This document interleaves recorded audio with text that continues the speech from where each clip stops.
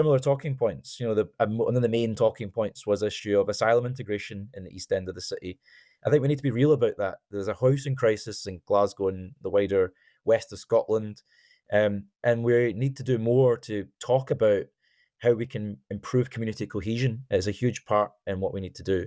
But I also think there needs to be this discussion about how migration needs to be on terms that benefit the whole community. And that's what's important. We need to explain that better to people. There's this narrative that's going rather unchallenged at the moment that people are arriving and getting all these benefits and all these perks that are coming into this, whilst um, hard, long-suffering residents aren't getting the same benefits. And I think that's incorrect. But we haven't done nearly enough to explain that. And we've went through this process before in Glasgow. We had in Sighthill 20 odd years ago a murder of a Kurdish asylum seeker. There was real community unrest in the city at that time, where we had a recent spike in migration.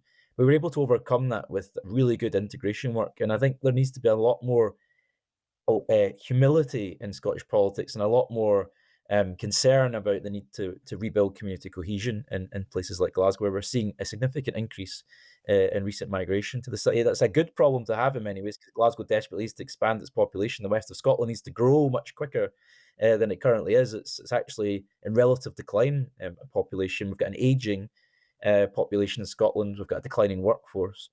So we do need to meet these challenges, but we need to do it with a degree of humility and a degree of concern about the potential for this breakdown in community cohesion. I think there is an expression of